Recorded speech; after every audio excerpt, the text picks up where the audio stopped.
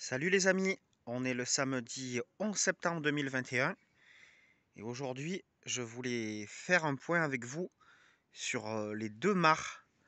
Voilà, je vous avais dit qu'on suivrait ensemble leur évolution, comment la nature reconquiert ce nouvel habitat. Donc là je suis au terrain de la mini-forêt jardin où se situe également le garage. Et donc je me dirige avec vous vers la plus petite des mares.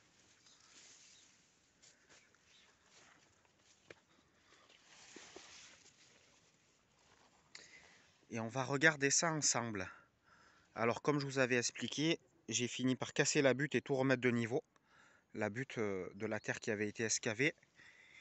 Et alors, la bonne nouvelle, c'est que hier, j'ai fait la rencontre d'une petite grenouille. Donc qui a élu domicile dans la mare. Alors peut-être que ce matin, elle n'est pas dans l'eau, je la vois pas. Peut-être elle se cache dans les hautes herbes aux alentours. Et, euh, Et donc voilà, ça c'est la première, la plus petite des mares, elle fait 250 litres de mémoire. Voilà, j'y ai introduit, comme vous le voyez, de la végétation. Et notamment, je suis très content des lentilles d'eau qui, vous voyez, recouvrent un peu une grande partie de la surface de l'eau. Parce que je me suis rendu compte qu'elles permettent aux insectes volants de venir se poser dessus super facilement pour boire. Et du coup, j'ai plus aucune noyade d'insectes, ni dans cette mare, ni dans l'autre qu'on va aller voir juste après. Voilà, l'autre fois aussi, pour la première fois, j'ai vu une libellule stationnée en vol au-dessus de la mare. Donc c'est très bon signe.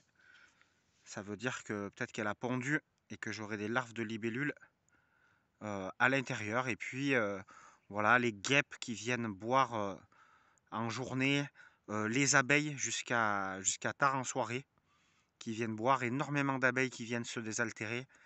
Et puis ensuite, là j'en vois pas sur celle-ci, mais sur l'autre, il y a beaucoup d'araignées d'eau en surface.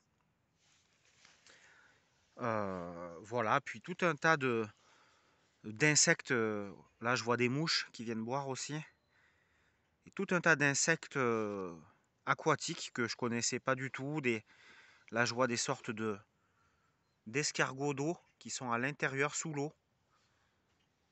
Voilà. Là, vous voyez mes boutures de verveine. Boutures de verveine qui sont super jolies, que j'avais repiquées au printemps. Là, c'est une bouture de sauge aussi, qui est jolie. Voilà, les boutures de fruits rouges. Ah oui, bah, puisqu'on est là, on regarde un peu l'évolution donc des yuccas, des poires de terre. Et là, on voit que ça fleurit. Petite fleur à l'extrémité. Donc voilà pour la première petite mare. Et on va tout de suite aller voir la deuxième mare. Hop, en repassant par là. Pour information, j'ai fait la première récolte de courges. Les courges qui se situent à cet endroit-là. J'ai pas tout ramassé, mais il y en avait qui étaient prêtes à ramasser. Donc ça, comme je vous l'avais déjà dit, c'est des courges que j'ai jeté des courges pourries à cet endroit-là. Ça a fait plein de plants de courges, de semis directs en pleine terre spontanés. Et donc du coup, ça a fait différents types de courges. Donc j'en ai ramassé une petite brouette dans la semaine. Et donc j'en ai encore plusieurs autres à ramasser. Vous voyez là, il y en a une ici. Il y en a une là.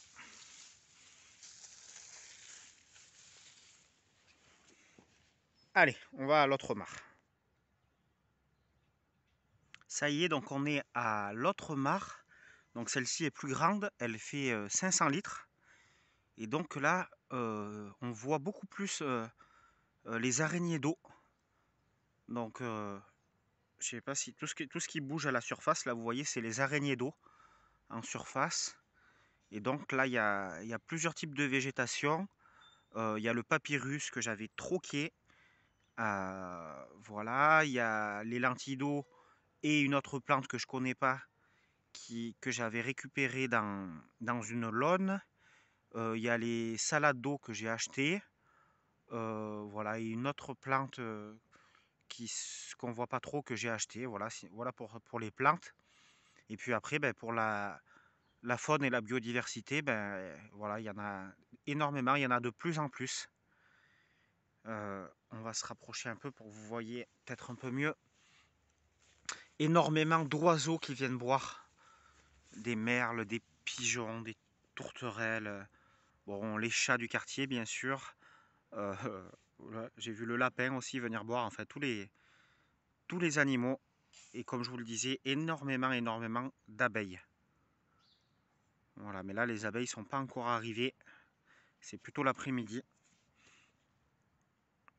Donc voilà, pour la deuxième mare. Oui, donc ce que je voulais vous dire, ça y est, ça a avancé. Comme vous le voyez, j'ai complètement évacué toute la butte de terre qui se trouvait ici. Donc je m'en suis servi pour remettre un peu de niveau tout autour de la mare. C'est pour ça que vous voyez qu'il y a de la terre tout autour. En fait, le souci que j'avais eu, c'est que comme j'ai galéré pour mettre la mare de niveau, à chaque fois que je rajoutais un peu de la terre ou du sable au fond pour mettre la mare de niveau, au final, ça a fini par me la surélever par rapport à ce qui était prévu au départ. Et donc, du coup, vu que je voulais venir un peu bien à ras avec la terre, j'étais obligé de ramener un peu de la terre sur les bords pour rattraper un peu le niveau de la mare qui sortait un petit peu trop de la terre à mon goût. Voilà, donc ça m'a permis d'évacuer la butte. Et puis j'ai mis une ou deux brouettes à des endroits du terrain qui étaient un peu trop bas, selon moi. Du coup, voilà, pour les deux mares, c'est vraiment une grande satisfaction. Et j'aimerais passer un petit peu plus de temps à les observer.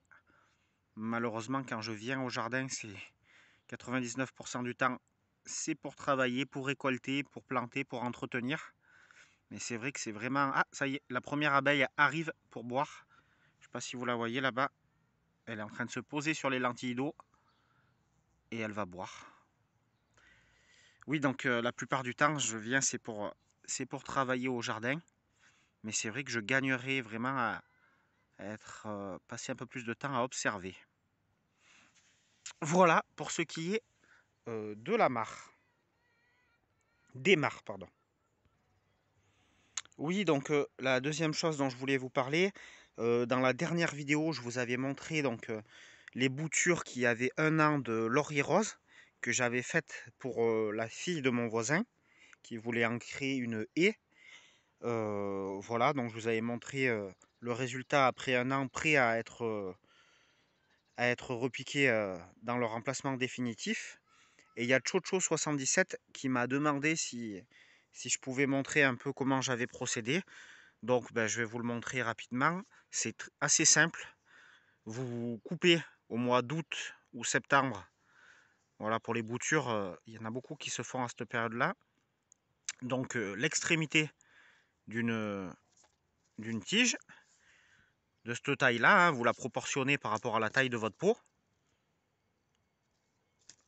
Après, donc, vous venez supprimer le feuillage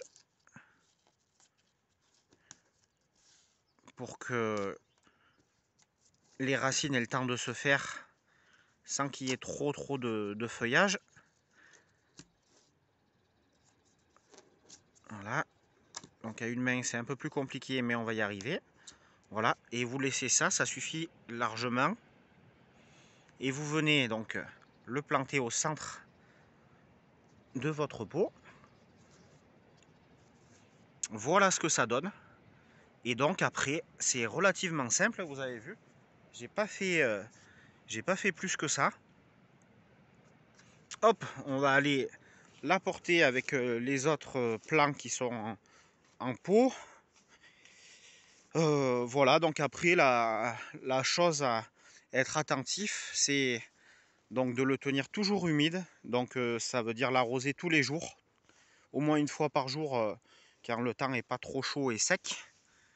Et puis si vraiment c'est trop chaud et sec, il faut l'arroser 2 fois par jour, matin et après-midi. Voilà, donc sinon c'est pas plus compliqué que ça. Ça va rester à peu près sans bouger, donc de maintenant jusqu'au printemps prochain. Après au printemps ça va commencer à repartir un peu.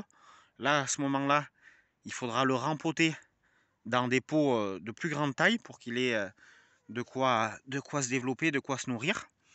Et puis au mois de septembre, donc de l'année prochaine, ils seront bons à être repiqués, parce qu'ils auront bien grandi. Voilà, ça c'est les semis de passiflore. Là il y en a 4 dans les pots ronds que j'ai repiqués également. Voilà, et puis ça c'est les boutures d'hortensia que j'ai faites pour mon père qui en veut. Voilà, l'année passée j'avais eu pas mal de pertes sur les boutures d'hortensia parce qu'il avait gelé au printemps.